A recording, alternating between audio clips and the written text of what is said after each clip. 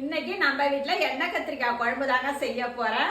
வாங்க அதை எப்படி செய்யலான்னு பார்த்தரலாம். இதுக்கு நல்லா பிஞ்சு கத்திரிக்காயா குண்டு குண்டா உள்ள கத்திரிக்காயா எடுத்துருக்காங்க. இதை மாதிரி எடுத்துக்கோங்க, அப்பதான் நல்லா இருக்கும். சின்னதாகவும் இருக்கணும் சைஸு. இதை அப்படியே நாளாக கீறி விட்டுக்குங்க. இதில் பூச்சி இருக்கா என்னான்னு பார்த்துக்கிட்டு அதை மாதிரி எடுத்து கீறி விட்டு இதை நல்லா எண்ணெயில் சுருளை நல்லா வதக்கிக்கிங்க. இதை நல்லா ஒரு மூடி போட்டு எண்ணெயிலே சுருளை வதங்கி வந்ததும் அதை அப்படியே எடுத்துட்டு சின்ன வெங்காயம் ஒரு 10 சின்ன வெங்காயம் போல் அதையும் சேர்த்து எண்ணெயில் வதக்கிக்கிங்க. அதோட இஞ்சி ஒரு துண்டு, 5 பூண்டு பல் இதை நல்லா வதக்கி விட்டு பழுத்த தக்காளி ஒரு 2 தக்காளி கட் பண்ணி அதில் சேர்த்து வதக்கிக்கிங்க. இதுலேயே காரத்துக்கு வரமிளகாய் சேர்த்துக்குங்க.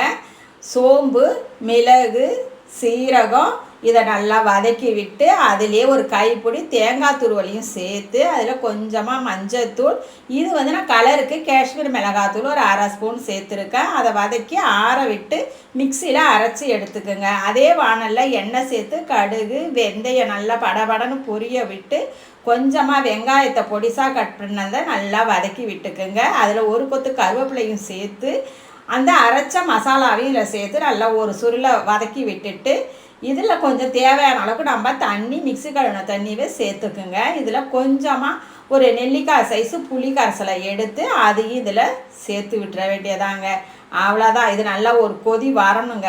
நல்லா பச்சை வாசனை போனதும் ஒரு கொஞ்சமாக கல்லுப்பு சேர்த்து இந்த வதக்கி வச்ச கத்திரிக்காயும் அதில் போட்டு மூடி போட வேண்டியதான். அது நல்லா தளதளன்னு 2-3 கொதி வந்ததும் பொடியாக கட் பண்ண மல்லி இலையை தூவி விட்டு சுட சுட சோறோட நல்லா கத்திரிக்காயை சேர்த்து வச்சு அந்த மசாலாவோடு அந்த குழம்போடு தொட்டு சாப்பிட்டு பாருங்களேன் எப்படி இருக்குன்னு. இது இட்லி தோசைக்குமே சூப்பராக இருக்குங்க. சாதத்துக்குன்னு இல்லை, இட்லி தோசை எல்லாத்துக்கும் அட்டகாசமாக இருக்கும். இதை மாதிரி ஒரு டைம் எண்ணெய் கத்திரிக்காய் குழம்பு செஞ்சு சாப்பிட்டு பாருங்கள். செய்யறதும் ஈஸியாக செஞ்சிடலாங்க. நாளை சந்திப்போம்.